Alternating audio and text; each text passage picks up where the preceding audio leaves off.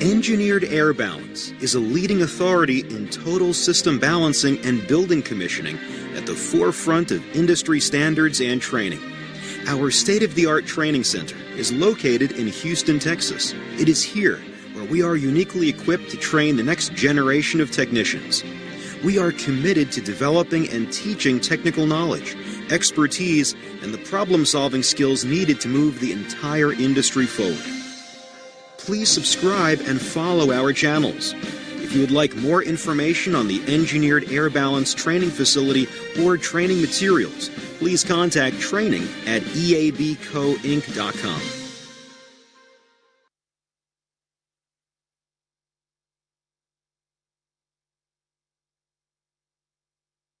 All right, good afternoon, everyone, or evening, depending on where you are.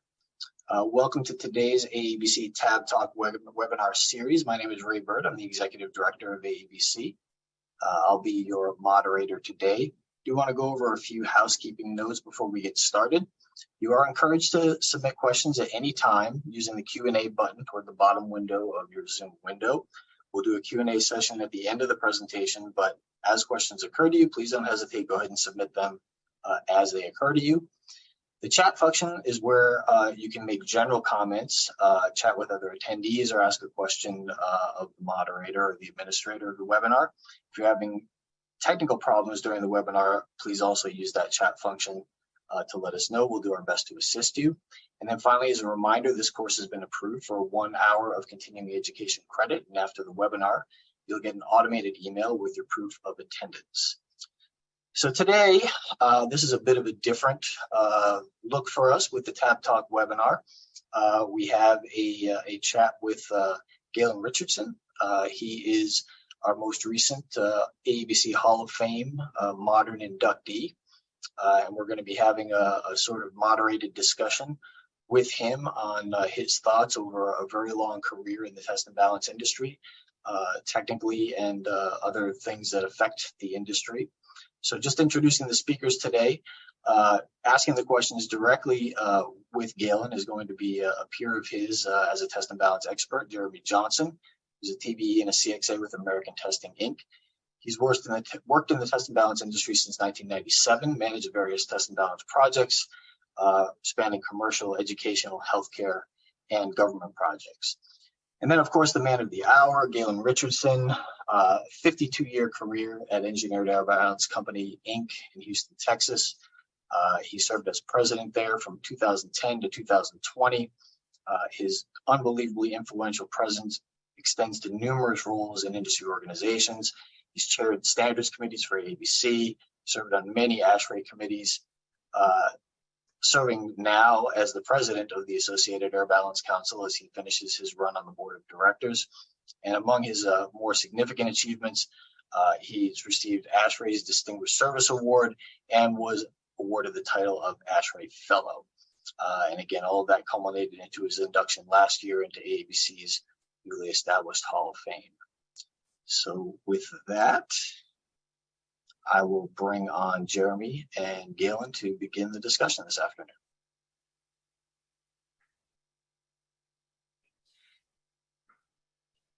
Ray Burt, thank you very much. Welcome, everyone. We're going to go ahead and get started here with this Tab Talk webinar with Gaylon. Very humbled to be a part of this. Gaylon, your reputation in the bio speaks for itself, of course. We lost a couple of minutes on the bio, but that's okay. We'll make up for it in other ways. We'll start off with some learning objectives. Believe it or not, we do have like this open format, but we're going to still have learning objectives with it. So I'll dive right into them. We have 4 bullet points to go over. Understand the important modern principles of air system and water balancing. Understand how to improve quality of your tab services through proper management and organization. Understand how to improve the quality of your tab services by effectively communicating with building owners. And understand lessons learned from decades in the tab industry. So without further ado, Gaylon, we'll go ahead and dive into the first part, the important modern principles of air and water system balancing. Before you get there, I have Yes, one sir. comment. I think one of the key questions we should ask is where Delilah's from. There was a song before all this, and I thought that was an interesting song. It was probably off of Ray's iPod, probably. So, More than likely. yeah. I'm surprised it wasn't something from Billy Joel. Yeah. Yeah. All right. Well, let's dive into this. Literally we could sit here and talk for hours about modern principles of air and water system balancing. Gaylon, if you could highlight a few of the most important principles that are most important to you as you see it in the current tab industry and perhaps the future of the industry as well. Well, I've been very fortunate to have worked at EAB under the founder of our company, Walt Lipsky, and his partner, Jim Reed.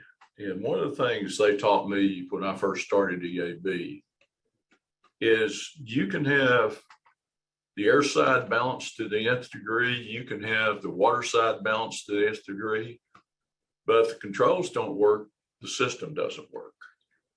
So from the get-go at EAB, which started in 1956, we've been testing controls to make sure they're set up properly to make the system work properly. So that's one of the key things. So that would morph into why we call our standard total system balance. And it covers testing, adjusting, and balancing of HVAC systems, but it also includes control systems and to verify they perform at design intent and operate at an optimum level. So that said, we can't forget that when all this started, it was pneumatics. Now we have digital controls, and the complexity of systems continues to increase. So the biggest thing I see we need in this country right now are qualified technicians that understand all the intricacies of an HVAC system.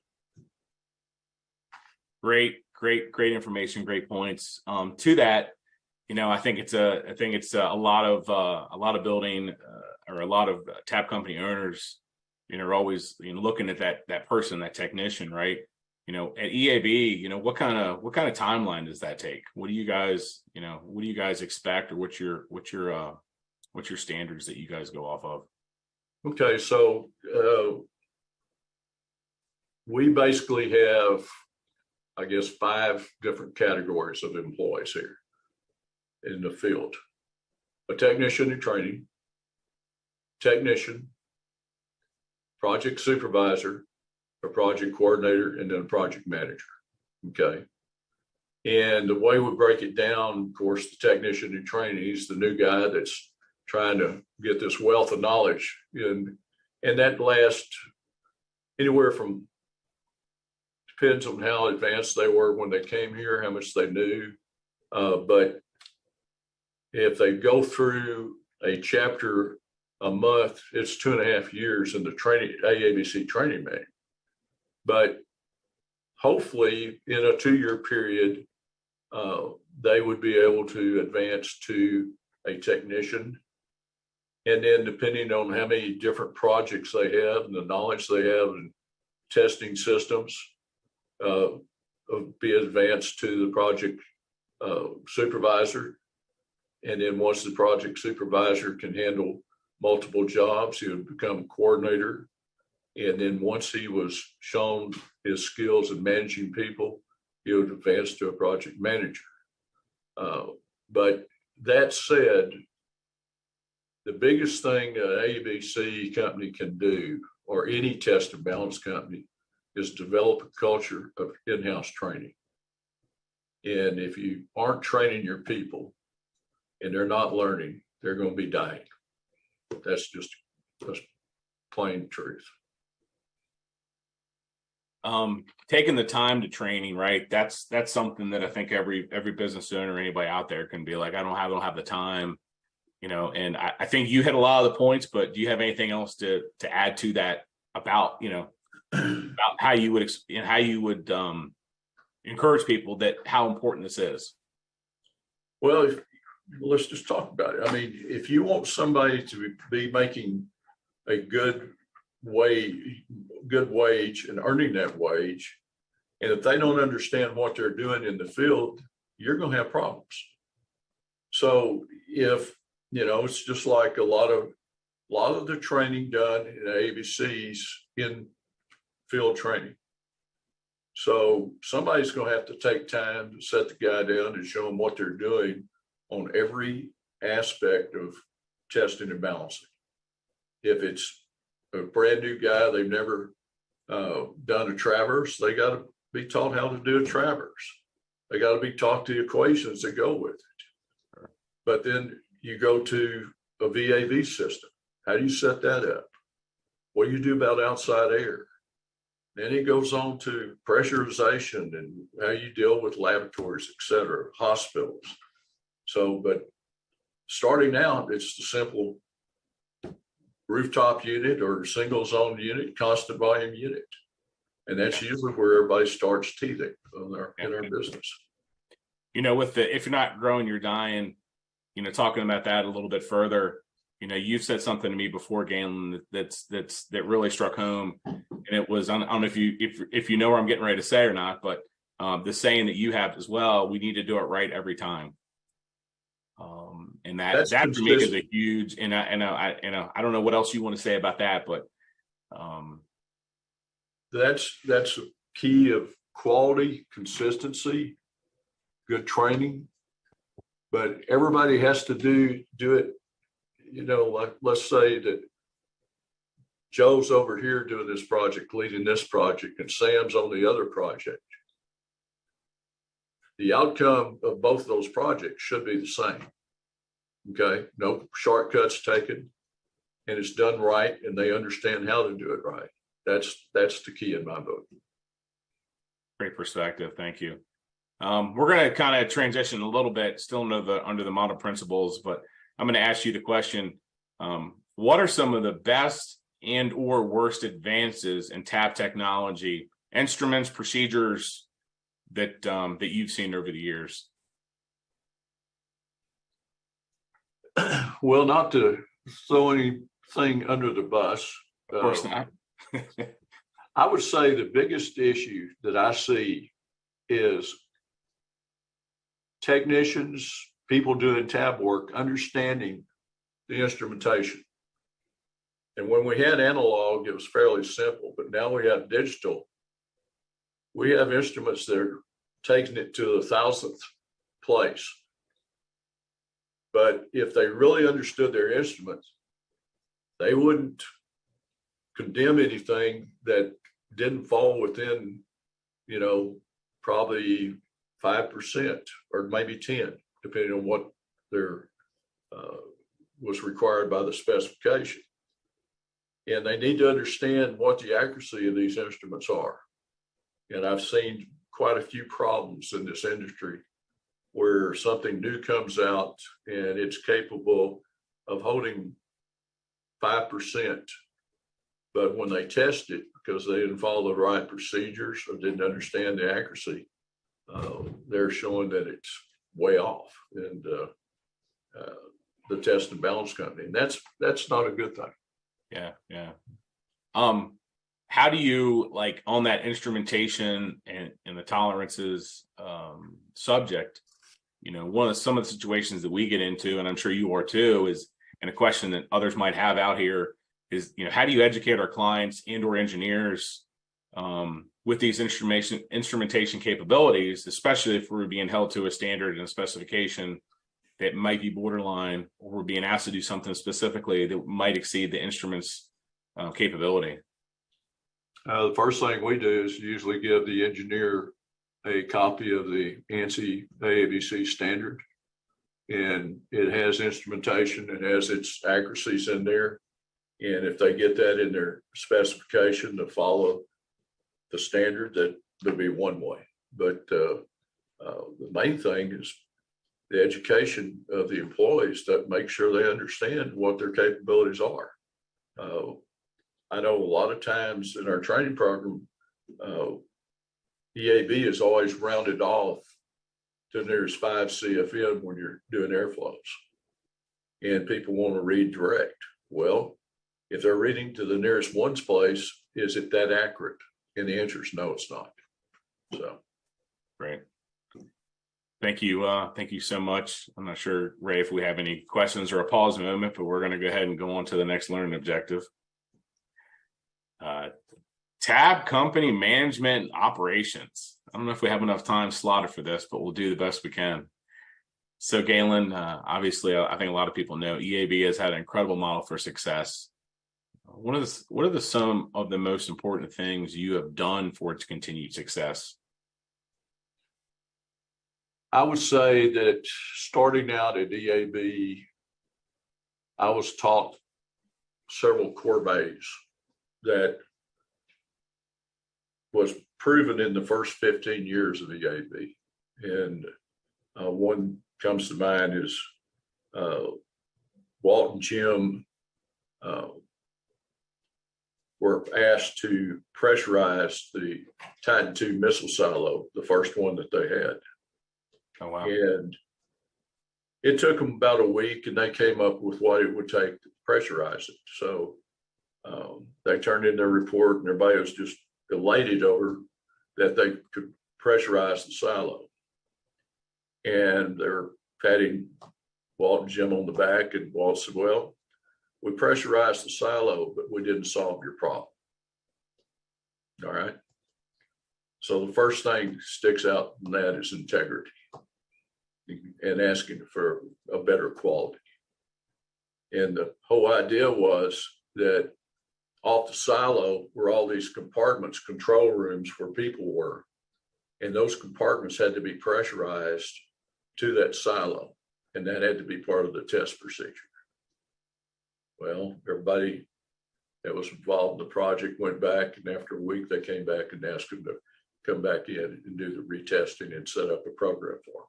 So anyway, that was part of the core values that any company that wants to be worth their salt has got to have some form of core values. Okay. And so over the period of time, this has morphed into developing a mission and vision statement. And it should describe the character and the goals that the owner of the company wants to see and wants to convey to the employees. Okay, well, if the employees are going to be part of that, then if the company then would be what we call a visionary company. And that means everybody buys into the mission and vision of the company. But then you also have to have a set of your core values, okay? And that we mentioned integrity, quality. We've added consistency, teamwork. I think you could add education to those core values and training. That would be something that would help get a company, get a foothold in what they're doing. And it's not about the almighty dollar, even though we're all in business to make a profit, but it's about people respecting what you do. You know, I used to do the continuing education on test and balancing for ASHRAE. And they would always ask the question, which organization is better? And I would say either one, but I said, what you need to do is whatever area you're in is evaluate the integrity of the firm that you're trying to do your work. And if they have good quality integrity, that's the one I would be looking for. And hopefully you got more than one. So the other thing, we've started pre-testing our employees, and it helps get people that understand what we're doing. You're able to see, do they have a mechanical capability? Do they have the math capability? And the math we use is algebra. But if they don't understand algebra, they're going to have some problems with the math that's used in testing and balancing. And being able to go through and solve problems and think through what is wrong with the system, that's critical. And so a cognitive test is also issued there. The other thing that we've done is try to set up a good quality education program. And as we bring in new employees, the key word now is onboarding. I thought we're going to stick our head in water for a while until I learned what that was. Yeah. But once we figured it out, setting them down and explaining what the mission and vision is, and why we have it, what the core values are, and why we have those. And then having good quality leadership in the field and office is key to keeping that flow going as they go out in the field and work in the office to make sure they understand the process. I think the other thing that's key, if you're really wanting to hire somebody to be with you over a period of time, lay out a career plan. 2 to 5 years, you're going to be doing this. 5 to 10 years, you should set your goals here and try to help them meet their goals. And the key thing, if the employees haven't bought into the mission, vision of the core values, then there's going to be problems for the company down the road. And that's, to me, if I was starting a new company, the first thing I would do is think about what's the most critical thing about my company that I want to convey. What do I want the people that I'm selling my business services to, what do I want them to see? And things will start falling into place if that's taken seriously. Great points there. When it comes to new hires and employees too, you talked about the cognitive side of it and how that works and the algebra and what you need, but the other part of it, right, the mechanical aptitude is your saying. I'm not stealing it, but that's something. How do you assess mechanical aptitude with new hires, Gaylon? We actually use a company that has a battery of tests. And over a period of time, we've seen certain areas, if they score this much on this test, they're going to make a quality employee for what we do. So that's how we assess it. Gotcha. What are some steps that tab firms, and you've hit on a lot of this already, but what other steps can tab firms do to improve their own quality through management and organization? Well, let's talk about a brand new firm. You have an owner, okay? And let's say the firm has 4 employees, probably a secretary and 2 guys out in the field with the owner going out leading the jobs. So that's the training. He's doing in-field training all the time and teaching them the procedures that they should be following as they go through. And trying to develop ways to consistently test systems over and over again, trying to show them the importance of having teamwork, working with contractors, working with owners, maintenance people, et cetera. And then the other thing would be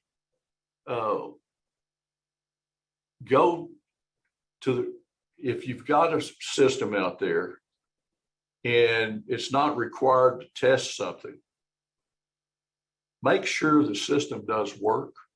If it's not specified, you might want to, like a VAB system. If it didn't say test the system at minimum flow, you should. Okay, that's part of the standards right now. So you should follow the standards even though the spec doesn't say so. But a lot of people will say, well, I can't do that because the market I'm in, people don't bid that. Well, are you establishing something for the owner or the contractor you're working with to say, hey, this guy is going to do it right and be able to give me a good quality system? And I won't have to send people back and forth out to redo all the work all the time. So it's part of the mindset.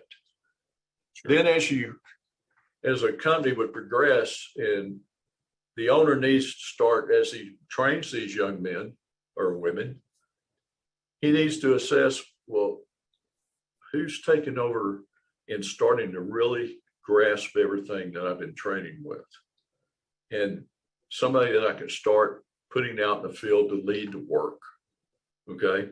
So at that point, he can go out and do more selling and be meeting new clients and have people he can depend on out in the field to lead his work. Okay. And if they do that, then they can start growing.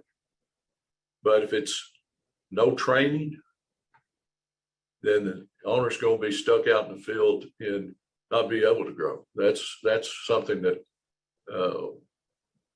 I think is very important if somebody's interested in building a company. They have to realize. And then once they get to a certain point where they have 2 or 3 people leading work, then they better start having good in-house training and have somebody going out and verifying the work's getting done properly. Okay. And then it grows from there. On that note, and talking about employees, we've talked about, a review process, and I'd love to hear, I think everybody would love to hear your perspective on a review process with employees. Well, if you have good core values, the first part of your review process, are they really hitting all the core values that you have? If they've turned in reports and didn't add the numbers up, are they really sticking to the quality issue? Okay. If you see that on one project they tested it in a certain way and did a report in a certain way, but the same project they did it different, now they're not consistent. Okay. Knowledge, are they growing? Where are they on your growth chart that you set out for them? And if they're doing that, then that should be something that you could always go through and evaluate them with. But you have to be out in the field with them to evaluate. So if you're the owner and you're doing all the reviews, then if you're not out in the field with them all the time, how can you really assess what he's doing or she's doing? So are you saying are you saying hands-on approach no matter what size company you are? Yeah, because the larger you get, you're going to have project managers that will be doing that. It won't be the owner anymore. Right. Well, a project manager could be an owner, but generally speaking, it'll be someone that you put in place to do that. Great. We're doing good on time. We're going to go ahead and transition to the third bullet point here. TAB services by effectively communicating with building owners. At ATI, we call this owner procure TAB. I don't think it's any secret that EAB thrives on owner clients.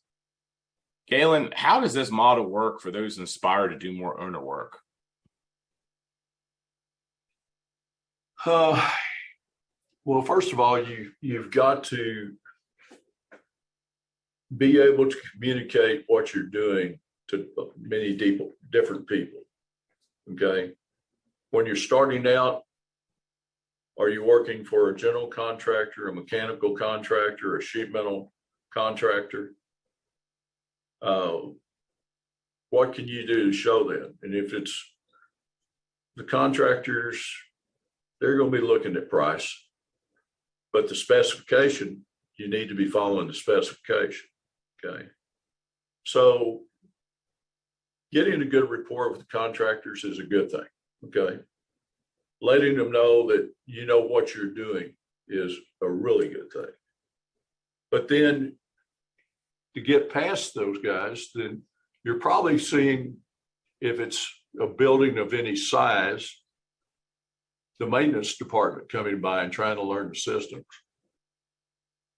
That would be a good person to start talking to and showing them what you're doing and have a good rapport with them. And then the building inspection group might be an engineer coming by and inspecting what's going on. That's another group. And then if you're invited to meetings, be sure you can express what is going on in the field in those meetings. One of the things that when I was starting out, Jim Reed used to point blank say, I want you to come in and explain what the problems are and how you would suggest they be resolved. And he says, you need to know more about that subject than anybody in that room in that meeting.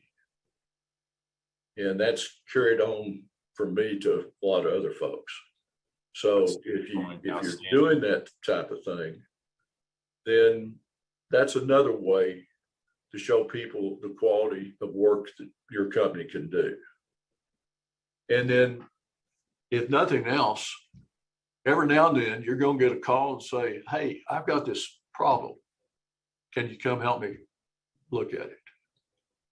And when I started out in Houston, we had a good backlog of work, but I had to start getting my own work. And that was one of the best ways I got new business, by going out and resolving the problems. I got a whole school district by going out and helping an architect figure out why the ductwork was blowing through the ceiling every time they started the HVAC system. And it was a simple thing like when the system goes off, and it was back in the old days in pneumatics, and they had vortex vanes on the fan. The vortex vanes would open wide open and all the boxes would close. So when it started, all the boxes are closed, the fan was at full flow, boom went the ductwork. Just reverse that sequence. And it's simple things like that that contractors won't offer. Yeah. Okay. And so I wound up getting a whole school district. Sounds like you took advantage of an opportunity as well. Yeah, you got to take advantage. Once you have a good contact, you have to take advantage of it. But, you know, another one was a hospital that their nursery wasn't getting any airflow. Well, I went in, and it was in a room about the size of, well, let me put it this way. The air handling unit was in the room, and they had to build the room around the air handling unit because there was less than a foot on each side except for where you walked in at the door. Filters had never been changed.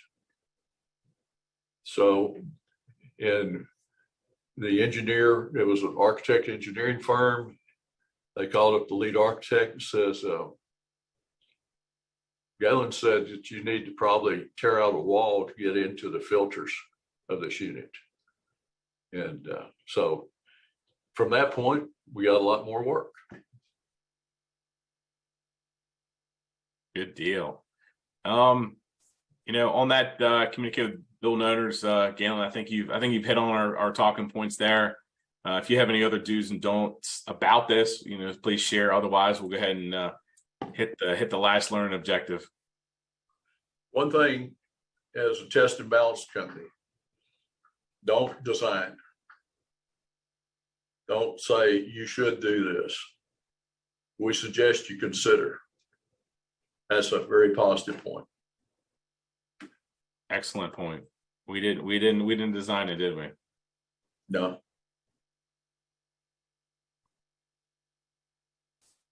Great. We're gonna move on to the last and you know, maybe most candid moment here with the lessons learned and personal information about Gaylon. Everybody wants to know, and maybe we'll have some Q&As here at the end and ask some more questions here. So if you guys are have anything on your mind, please fill in the Q&A and get those questions over to Ray, and we'll see if we can get them answered for you.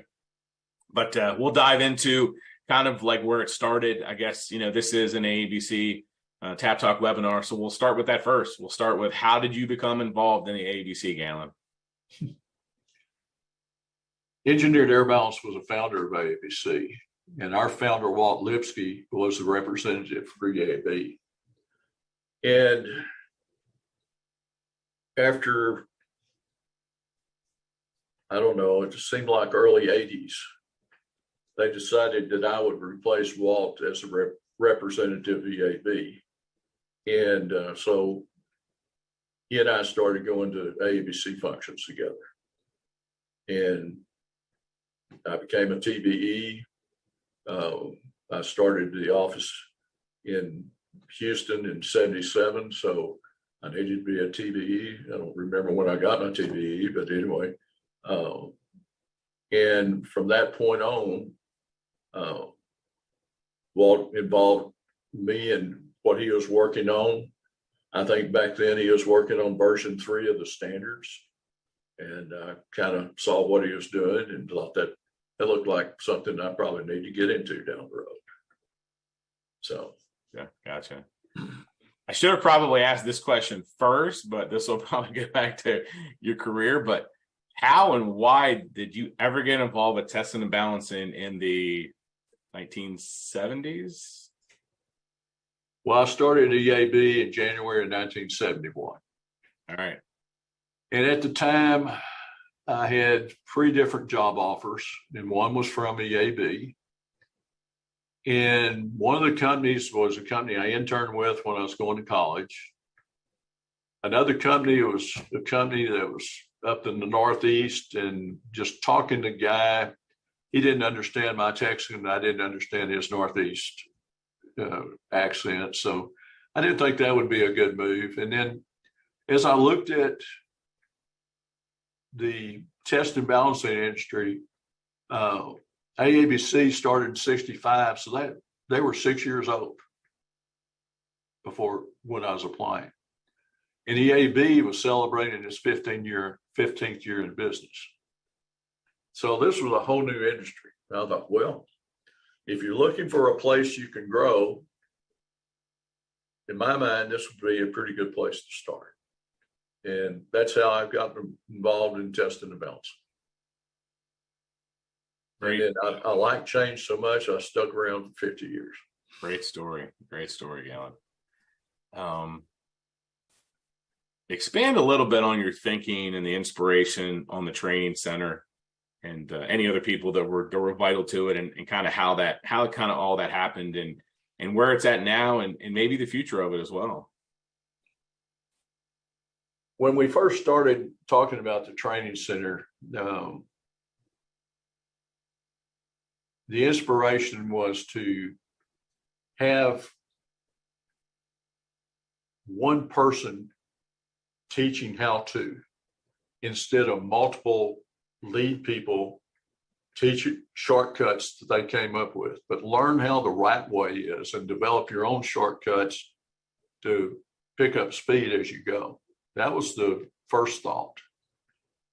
Then as we started building the training center and writing the curriculum for training, we realized that, hey, no one else had done anything like this in the industry. I have a training center where people could come in and learn with hands-on demonstrations. And so at that point, we decided it was a pretty good idea to open it up to the industry. We're endorsed by AABC and ACG in our training center. But to give you an idea on the TAB side, the fundamentals class is for a guy that's got 1 to 2 years experience. Okay. We've had people with 20 years experience in there, and they all said that they did learn something. Okay. The basics course is taking it a step further, starting to learn how to manage a project, covering procedures, and several other things that you're going to fall into in test and balancing. One's kitchen hood systems. When we're doing the fundamentals, the first 2 or 3 classes, everybody's, well, what do we do about kitchen hoods? Okay, so there's been a big dark secret since 92, I think, when the research came out on how to test a kitchen hood, and it's still not in 154, which is in the standard for kitchen hoods.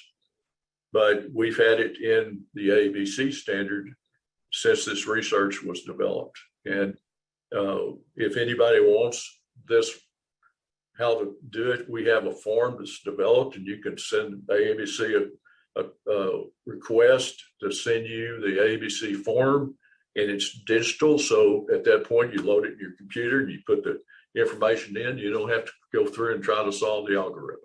Okay, Right. It's already done for you. But those are the things that we've seen that has helped with new things and what we can do in the training center. And then there's a controls class that would be offered to anybody somewhere between probably when they're starting to lead projects and setting up systems. They need to probably start understanding how to test the controls. And then finally, there's an advanced class for the guy that's probably 5 to 8 years experience and how to finalize the project. So, and then there's other commissioning classes and other things like that in the training center. But the main reason we felt like this should be opened up is our industry is not going to get any better unless we start having a better quality training and having people learn the right way to do things. And that's the whole reason. You know, my next question was going to be, why do you share with the AABC? But I think what you just said answered that question very well, unless I'm missing something here. But well, primarily to give the members of AABC and ACG a hands-on experience, but give the industry a way to learn and how to do it right. Yeah. Wow. Make our industry better. Wow. I can't say I think there's too many people out there like that. So it is greatly appreciated for the industry, AABC and ACG for sure. This is a tough one. This is when people might want to turn their mics up a little bit more, because this is one that we all need to find more. We need answers to, and it's how do you get the next generation of test and balance into the industry? Personally, I think the first thing we need to do is find a way to educate what professionalism is in this industry. We've got to come up with a way to market this message across the country. Let people be aware of what we do and how we do it. And it's something you can work with your hands, but it's also something that you can be a leader in the field and understand how systems work and how to help people solve problems in systems. And I guess how do you find these people? Well, at EAB, we started out with family members and friends coming in, then trade schools, and then we recruited college campuses. And that's how we get people. But the next generation, we're going to have to reach out and show what this industry does. That means if we have to advertise on the golf tournaments, take a minute out and say, hey, young fella, young lady, if you want a challenging experience, this is what you can do and show how it is. But that's for the marketers in this world. Old test and balance guys probably don't need to be involved in that process. Yeah. Point taken. All right, we got a couple more bullet points here we're going to hit on. Then we're going to get into the Q&A. So if you guys have any Q&As, get them ready to go for us. Wow, this is a good one, Gaylon. I don't know how you're going to respond to this one. You might end the call. I don't know. Thoughts of AI, artificial intelligence in test and balance. What are your thoughts about that idea? Well, where's it going to start?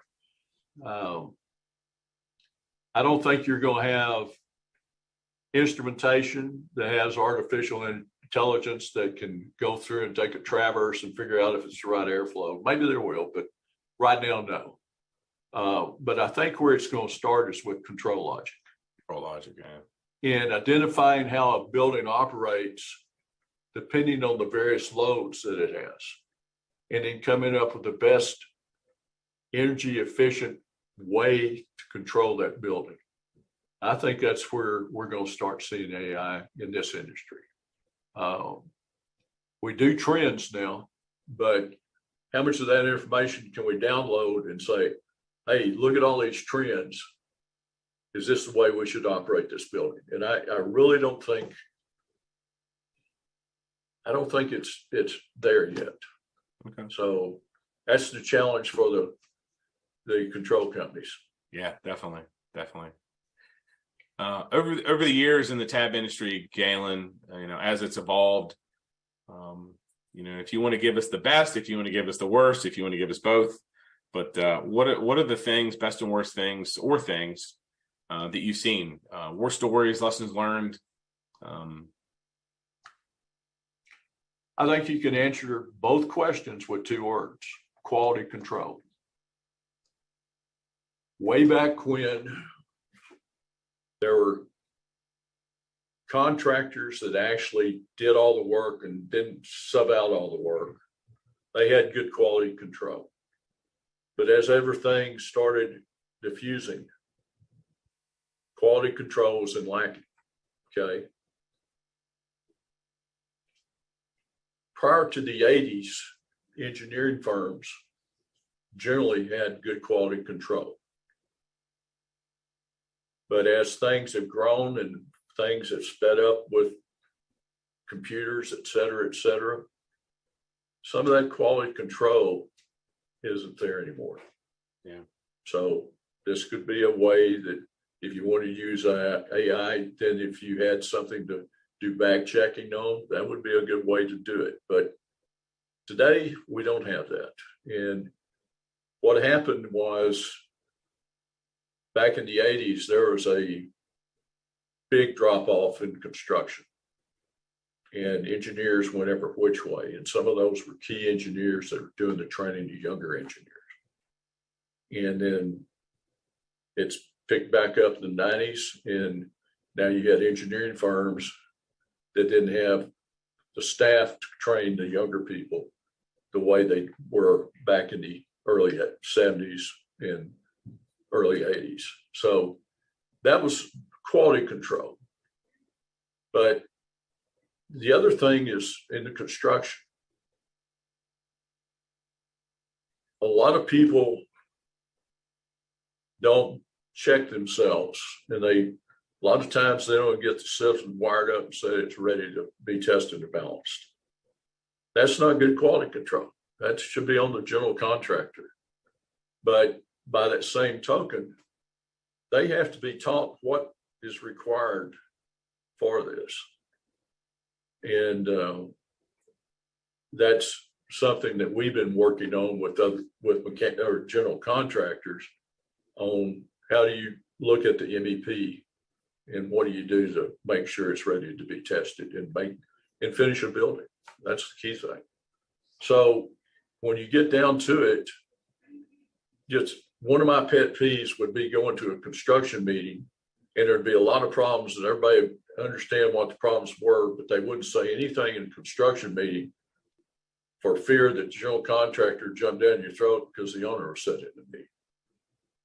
And that's not communicating, and that's not getting things resolved.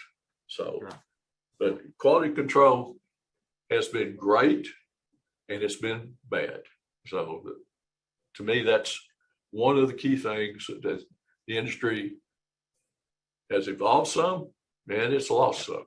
Okay. Yeah. QC, quality control, great points. All right, Gaylon, this is the reflection moment. You ready for this? No, I don't know.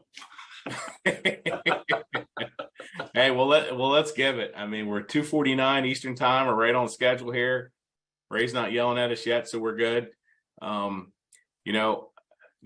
why you've had tremendous success with EAB and the continuation of EAB. This is the time that that we all want to know, what does it mean to your legacy and your career to be the current AABC president and newly inducted Hall of Famer?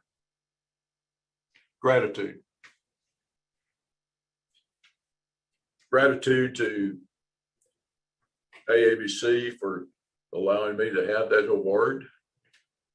But most of all, my whole life, my whole career has been about trying to help people learn, me learning, and how to train people to make this industry better. And that's where that gratitude comes from, recognizing that that's what we've been trying to do. So I think with that, we should take questions. Yeah, well said, Gaylon. Thank you so much for this. Ray, I'll turn it over to you. Appreciate it, Gaylon. It's been an honor to be on this with you. Thank you. Sure thing, Jeremy. And thank you, Gaylon. We've got just a couple of questions here. We probably have time for one or two more. If any of you out there have a question on the tip of your tongue and you're just being a little shy, go ahead and sneak it in there. But Gaylon, here's the broader one of the two that were asked. Not really anything you've covered today so far. What are your thoughts on third-party commissioning, their relationships with tab companies, the value of commissioning, and things of that nature? For HVAC commissioning, because commissioning covers the whole building, okay? Agreed. I think that there's things that can be done to streamline the process. We talked about testing controls. One of the things, if test and balancing is done correctly, the system should be ready after the tab's done for the commission agent to come in and do all the functional performance testing. The second thing is point verification. And it's not all the way back to the graphics, but verifying the points are there at the local controller, okay? And they're named properly and that they work, okay?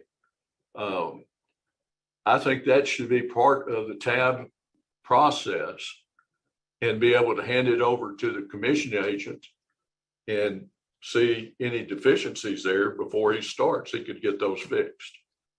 And I think as far as commissioning and tab, they could work hand in hand and make the whole process streamlined. So that's just my thoughts on it. Okay. One of the others, this was submitted early, pretty specific, but what do you think is the best instrumentation for testing lead EQ 3.2 option 2? I imagine, Jeremy, you might want to throw your thoughts in there too. First of all, would you say that again? I didn't hear the last part of it. Best instrumentation for testing lead EQ 3.2 option 2. Well, I'm not lead certified, so I really don't think I can answer that. Okay. But neither am I. All right. Fair enough. I would suggest they would go to the standard, AABC standard, and look at the instrumentation and see what works the best for that. Okay. We'll see if we can come up with. And if you'd like to explain what that is, then we can probably answer that question. I'll look that up after the fact, Gaylon, and we'll send it around to you too. We did have another one just come in. Have you had success in getting authorities having jurisdiction or AHJs to start enforcing code requirements of items that tab companies provide services for? Speaking of fire damper and smoke damper testing, duct leakage testing, commissioning, etc. So have you had success getting the AHJs to start enforcing those code requirements? Yes, in certain jurisdictions we have. One of the things, the new ANSI AABC standard that should be out next year is going to have some key things on leakage testing.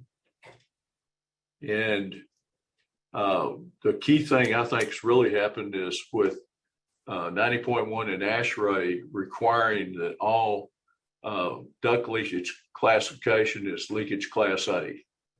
That means all seams are sealed. So at that point, we ought to be able to get tighter duct work and have systems that you can definitely specify at 1% leakage. Okay. As far as smoke control, there's a lot of things that we've worked on in the past on in Texas. There's a Texas gel standard, and they've had some requirements that caused engineers to get some serious lawsuits on them. And the point is that when they test, they want to use a smoke bomb, which is cold smoke, and you better have plenty of air changes to make that work.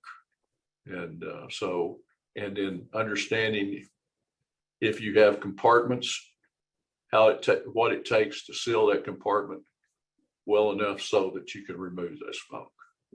So we've had some luck working with jurisdictions on that, and also working on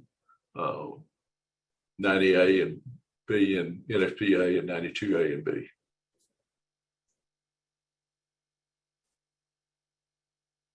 All right. Jeremy, anything you wanted to add there? Or other side of the country? Thank you. We're good. Understood. Thanks Well, for checking. we're at 4 minutes to, and unless somebody sneaks one in under the wire here, that was the last question that we had submitted. So I'm gonna start a quick wrap up here. Jeremy, thank you very much for playing David Letterman, Conan O'Brien, Johnny Carson here for Gaylon. Much appreciated. Gaylon, thank you as always for your time. I remember saying to somebody after Gaylon was honored last year, and then right after that assumed the presidency of AABC, that it was sort of like if Babe Ruth was named commissioner of baseball the day after he got back from Cooperstown. So we greatly appreciate everything you do, everything you have done for so many years, so many decades. And thank you for taking the time today to share all of that with us, with everybody on here, and with everybody who's going to hopefully watch this later as well. So thank you for all of that. And then as a last outro, a couple of reminders. Thank you to EAB Training for sponsoring today's webinar. Look on AABC's website for more information about their training offerings. And then finally, all of you are welcome, members or non-members, to join us at the 2023 AABC annual meeting. That's going to take place October 11th through the 13th at the Western Kierland in Scottsdale, Arizona. You can go to the AABC website, just aabc.com, and you can register on that. Lots of industry insights. Gaylon will, of course, be speaking again, as he usually does at some point. But many other interactive sessions, networking, great expo hall with tab-focused instrumentation and things like that. Golf tournament. It's a lot of fun. Everybody enjoys themselves, member and non-member. So please do join us there if you have the time. Again, just go to aabc.com. And final reminder, you will be getting, those of you who are attending live today will get an email within the next 24 hours with your proof of attendance. So do be on the lookout for that. That'll get your continuing education credit. And everybody have a great day. Thank you for being with us today, and have a great afternoon. Hi, Joe.